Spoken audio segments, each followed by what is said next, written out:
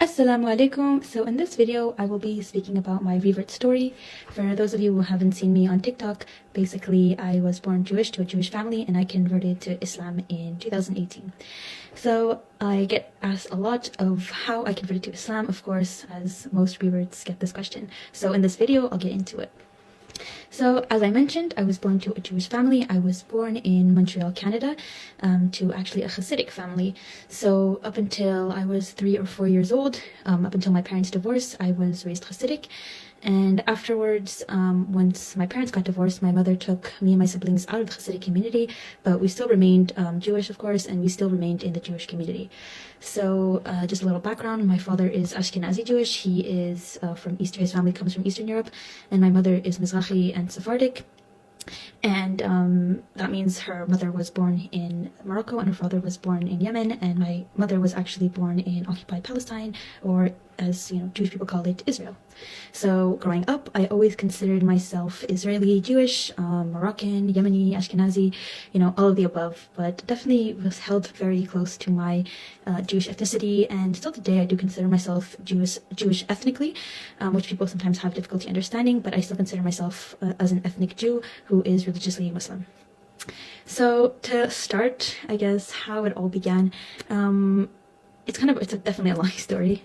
So I went to a Jewish school my whole life, obviously up until the end of high school. So at that point, I was super Jewish, believed in God. I always believed in God, but I believed in Judaism specifically. I believed in the Torah. I believed in the teachings of Judaism because I had a Jewish education and I held really closely to that. Since I went to Jewish school, I was also actually a staunch Zionist. I was super pro-Israel. And yeah, I held really closely to my religion and to, I guess, what I thought was my nationality, being Israeli. So my whole high school and elementary, I considered myself Jewish, and I practiced Judaism pretty religiously.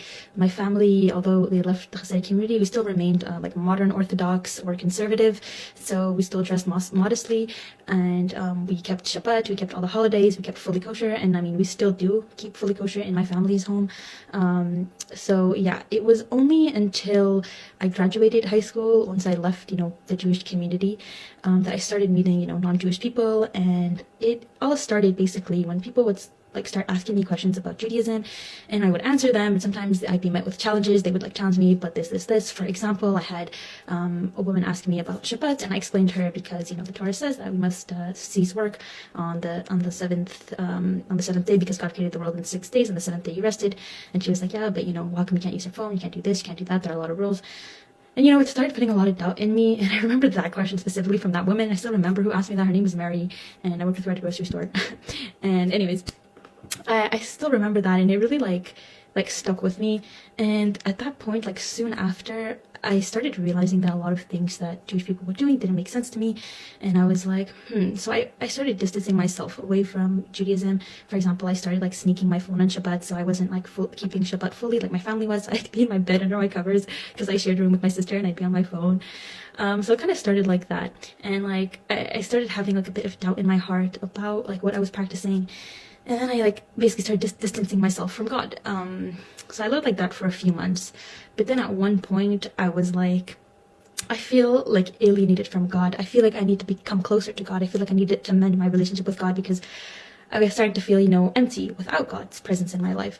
So before going to school every day on the bus, I took a little Tehillim, which is a book of Psalms, which is written by the King David. And I started reading that, and I was like, what, hopefully that's going to, ignite my, my passion, my, in Arabic we say my iman, my faith. So I started reading that, and it was really nice. It was a nice book. And I remember one thing in particular that I remember that kept reoccurring was how King David mentioned that, he was prostrating in prayer to God. We prostrate in prayer to you, God. And it was mentioned over and over again. And that got me curious. So I was like, why don't Jews prostrate during prayer? So I Googled it. I went to Chabad.org, blah, blah, blah. I did a lot of research, spoke to rabbis, but it still did not satisfy me. All the responses I was getting were not satisfactory to me. So I was like, this is weird. So as I was doing a lot of research, I was reading Jews prostrate during prayer, the sect of the Karaite Jews came up. So the Karaite Jews are Jews who follow strictly the Torah, and they don't follow like the Talmud and other rabbinical texts or interpretations. And it was at that point that I realized that like Judaism, like standard modern Judaism that people practice today, is called rabbinic Judaism because it is inspired, not inspired, but a lot of the rules and a lot of the holidays and the regulations that Jews practice today are from rabbis, from rabbinical interpretations, sages basically from the past. And it was at that point that I was like, that's strange. Like, but it also explained my questions, like why do we do this on Passover? Why do we do this on Hanukkah? Why do we do this on Rosh Hashanah? And it answered a lot of my questions. I was like, it makes sense because they're following the interpretations of rabbis and they're not following, like strictly, they're following the word of the Torah, but these specifications, even like the Shabbat, restrictions, don't come specifically, all of them, from the Torah. So I was like, you know what, maybe I should look into Karaite Judaism because it made sense to me. They were following strictly the Torah. At that same time, I didn't really have any Muslim friends. I had one Muslim friend, but she wasn't, we never spoke about religion. But I knew some like Muslim people online that I would sometimes speak to. And one time I had like a whole conversation with it wasn't a friend, it was like a Muslim online friend that I never met. Actually, I never really met in real life. But anyways, we had a discussion and we were sending each other videos about religion. And I saw this one video about debates between Muslims and Jews. And I started realizing at that point that Islam and Judaism are so similar. It was also at that point that I realized that Jews and Muslims believe in the same God, and also Christians, but that's not really relevant to the story. But till this point, I basically thought that Muslims worshipped a different God. They worshipped Allah, which is a different God. I realized that Allah is actually just the name for God in Arabic, just like Dieu is Arabic and French. So I was like, okay, they believe in the Torah, they believe in the Gospels, they believe in all of the Jewish prophets that Jews believe in. And the only thing that they believe in more is the Prophet Jesus and the Prophet Muhammad as the seal of the prophets and the Quran as the word of God.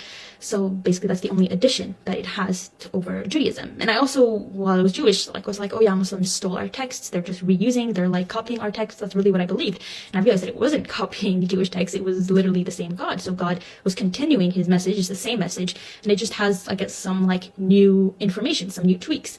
And I explained it to myself as it's like an update. People don't like when I use that term, but in my head I was like, it's like an update to Judaism. So at that point I was like, okay, it's not a whole different thing.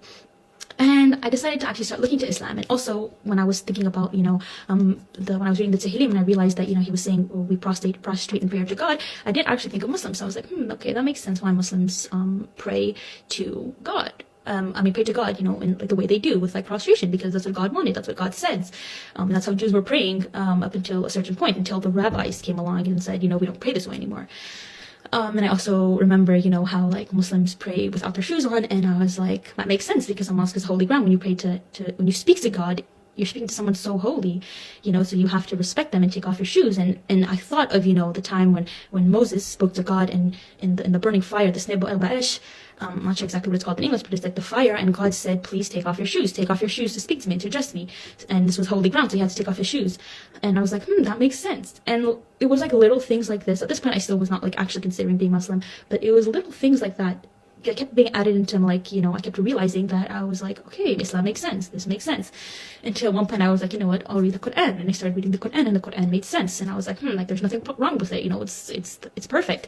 But at that point, I still wasn't fully, convinced I'm going to change my religion, because I felt like the thing that was holding me back most was honestly, I felt like I'd be abandoning all of my cultures, all of my traditions, everything that I once believed in would be completely gone, just because, I'm changing my religion, and my religion was a fundamental part of me, of who I was.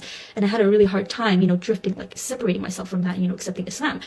But at some point I realized that actually accepting Islam and being Muslim and practicing Islam would actually make me a better Jew. And I wasn't separating myself from Judaism. It was the same God. I was still being, it was still the same religion as the God of Judaism. So I came to realize that at some point. And it was just over time, like I said, many little things that I learned about Islam that made sense to me, even the modesty and, how the modesty of how Muslims dress, it made sense to me. And I'm my whole life, modesty made sense to me because I was raised Jewish, and it just all made sense to me. And I can't exactly remember what was the last drop that made me Muslim, but I do remember when I decided basically to become Muslim. It was Ramadan, it was 2017. And I was like, I'm going to do Ramadan just want to see what it's like, you know. So I was like, I'll do it. And as a Jew, I had fasted for like Yom Kippur, so it was like 25 hours for Yom Kippur. So I'm like, yeah, I can do this. And I was able to do this. And I was like, you know what? I want to fully immerse myself in it, so I'm gonna like pray too. So subhanAllah, I actually learned to pray like really quickly. And I remember that, I think it's in the Quran, or it says that, you know, God made this language easy for you to understand. And I was like, subhanAllah, I was able to learn to pray so quick, and I never had even spoken Arabic. All I knew was like shukran and salam, like honestly. So I started praying, and I remember one time I was in bed, I was like, okay, how do you become Muslim? And it said, you just need to repeat this word. It was the shahada, the sentence. So I said it on my bed, I was like, you know, la ilaha illallah, Muhammad Rasulullah. And I said it, and I'm like, am I Muslim now? Like, I feel the same. So technically, I was Muslim since 2017, but I still at that point wasn't like fully like immersed in Islam. Like my heart wasn't fully there, so I don't necessarily consider myself fully Muslim at that point. And I still had some things to work on, you know, abstain from certain things that Muslim must abstain from. But yeah, I was still starting to, you know, like, you know, think about Islam. I went to some Jum'ah prayers. And then it wasn't until later, it was in January, I met this girl online, and actually it was funny. I was like posting a lot of stuff about Israel, like a lot of pro-Israel stuff, and she like was sent over by one of her other friends who like sent her over to talk to me and be like, why are you like supporting this guy? And anyways, we started talking, and then I told her, like, we started hanging out too. And then at one point, I told her, I'm like, you know what, I want to just convert to Islam. Like, I want to do it. I want to fully do it. So it was in January 26, 2018 that I actually converted to Islam. I took my shahada, and that's when I consider myself fully Muslim. And yeah, that was pretty much it, how I went from being Jewish to being Muslim. I hope this video wasn't too long, and I have like different things I can add, but I don't want to make this video. Thank you so much, and ma salama. May Allah guide us on the right path. Ameen. Jazakallah. Don't forget to subscribe to the channel and hit the bell icon so you don't miss the updates. Till next time. Thank you.